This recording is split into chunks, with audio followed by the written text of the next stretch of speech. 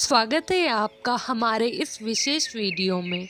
आज हम एक बेहद महत्वपूर्ण और दिलचस्प विषय पर बात करेंगे, काम और सनातन धर्म।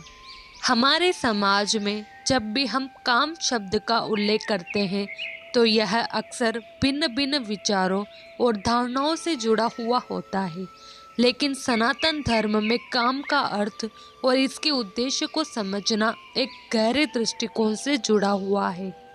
हमारे धर्म में काम को केवल शारीरिक इच्छाओं या भोग विलास से नहीं जोड़ा गया है, बल्कि इसे एक प्राकृतिक प्रवृत्ति और जीवन का हिस्सा माना गया है। तो आज हम जानेंगे कि सनातन धर्म में काम का स्थान क्या है और कैसे इसे संतुलन और धार्मिक दृष्टिकोण से समझा जा सकता है। आइए जानते हैं कि कैसे हम काम को धर्म, नैतिकता और आत्म संयम के साथ जोड़कर अपने जीवन में सही दिशा में उपयोग कर सकते हैं।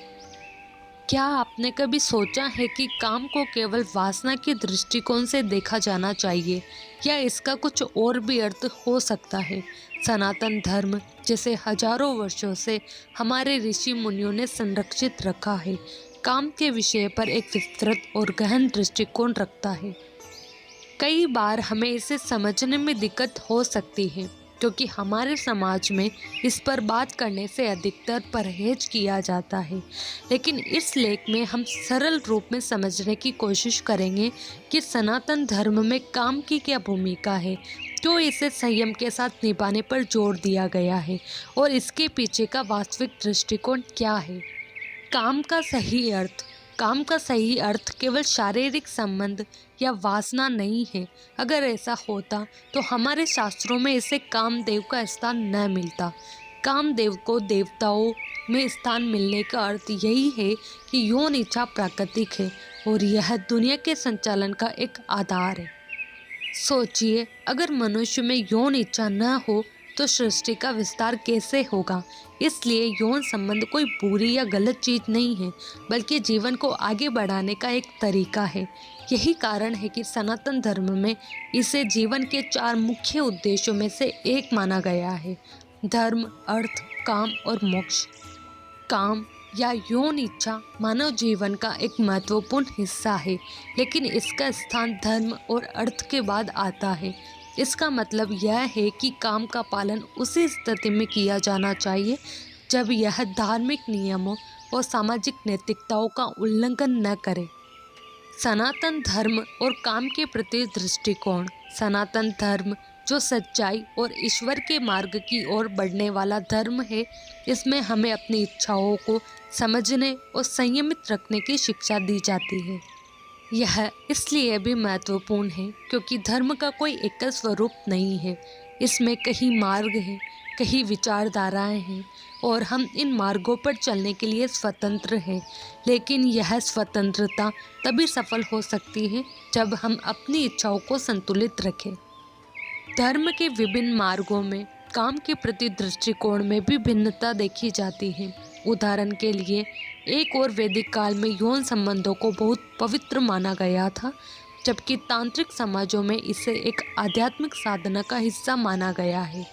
ऐसे में हमें यह समझना होगा कि यौन संबंध पाप नहीं है जब तक वह संयमित और धर्मसम्मत हो। ब्रह्मचर्य और गृहस्थाश्रम में संतुलन। अब सोचिए, अगर यौन इच्छा इतनी प्राकृतिक है तो फिर ब्रह्मचर्य में इसे संयमित रखने की सलाह क्यों दी जाती है? इसके पीछे एक बहुत ही गहरा वैज्ञानिक और सामाजिक दृष्टिकोण है। प्राचीन काल में जीवन को 4 आश्रमों में बांटा गया था: ब्रह्मचर्य, गृहस्थ, वानप्रस्थ और संन्यास। ब्रह्मचर्य आश्रम में यौन इच्छाओं से दूर रहना इसलिए महत्वपूर्ण था क्योंकि इस समय युवा को विद्या, संयम और अनुशासन में पूरी तरह से लगना होता था। यह संयम था जीवन की नींव रखने का, जहाँ हर कार्य का भविष्य पर प्रभाव पड़ता था। अगर इस समय में कोई यौन इच्छाओं में लिप्त हो जाए तो उसका ध्यान शिक्षा और जीविकोपार्जन से हट सकता है। इसी कारण ब्रह्मचर्य का पालन करना अनिवार्य माना गया था ताकि एक व्यक्ति अपनी पूरी क्षमता से जीवन को दिशा दे सके। विवाह के बाद गृहस्थ आश्रम में प्रवेश करने के बाद व्यक्ति को यौन इच्छाओं को संतुलित रूप से निभाने का अधिकार मिलता है। इस समय विवाह के बाद यौन संबंध को पवित्र माना जाता है, क्योंकि यह संतुलित जीवन का हिस्सा होता है। काम सूत्र का वास्तविक स्वरूप। काम सूत्र का नाम सुनते ही लोग इसे केवल यौन संबंधों की शिक्षा देने वाली पुस्तक समझ लेते हैं, लेकिन इसका वास्तविक स्वरूप इससे कहीं अधिक गहरा और विस्तृत है। काम सूत्र केवल शारीरिक संबंधों की पुस्तक नहीं है, यह जीवन के कई आयामों पर आधारित है, जिसमें प्रेम, सामाजिक संबंध और व्यवहार भी शामिल है। मंदिरों में यौन चित्रण और उसका महत्व। प्राचीन भारत के मंदिरों में यौन चित्रण का होना एक रहस्यमय और विवादास्पद विषय रहा है।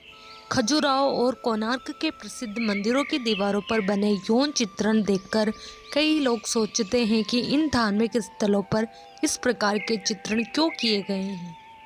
वास्तव में मंदिरों में यौन चित्रण केवल शारीरिक संबंधों को दिखाने के लिए नहीं थे, उनका एक गहरा उद्देश्य था। विद्वानों का मानना है कि ये चित्रण भौतिक संसार की मोह माया से दूर जाने का प्रतीक है। जब आप मंदिर में प्रवेश करते हैं तो आपको संसार के भोगों और आकर्षणों को पीछे छोड़कर ईश्वर की भक्ति में लीन होना चाहिए। मंदिर के बाहर की दीवारों पर बने यह चित्रण हमें यह याद दिलाते हैं कि संसार में भोग और इच्छाएं भी जीवन का हिस्सा है, लेकिन इनका स्थान मंदिर के अंदर नहीं है। मंदिर में प्रवेश करते ही इन सभी इच्छाओं को पीछे छोड़ देना चाहिए और ईश्वर की आराधना करनी चाहिए। यौन संबंधों को लेकर विभिन्न मत। सनातन धर्म की सबसे खास बात यह है कि यह हमें एक ही विषय पर अलग अलग दृष्टिकोणों को स्वीकारने की क्षमता देता है। उदाहरण के लिए यौन संबंधों के विषय में भी अलग अलग मत है। एक और वैदिक दर्शन इसे पवित्र और संयमित कर्तव्य मानता है, वही तांत्रिक विचारधारा इसे आध्यात्मिक उन्नति का मार्ग मानती है।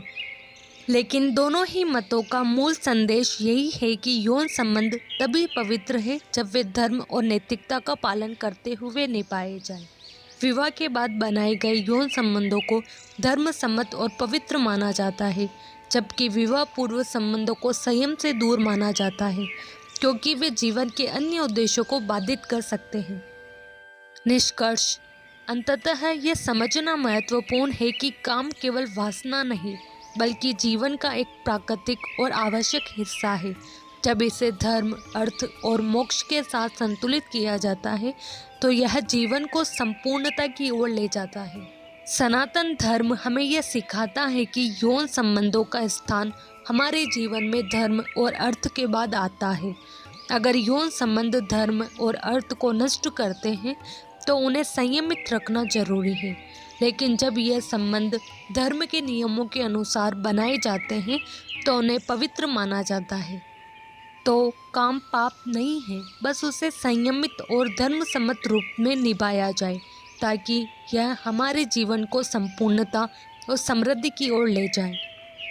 तो इस वीडियो में हमने जाना कि सनातन धर्म में काम का स्थान क्या है और कैसे इसे धर्म, नैतिकता और आत्म संयम के साथ संतुलित किया जा सकता है।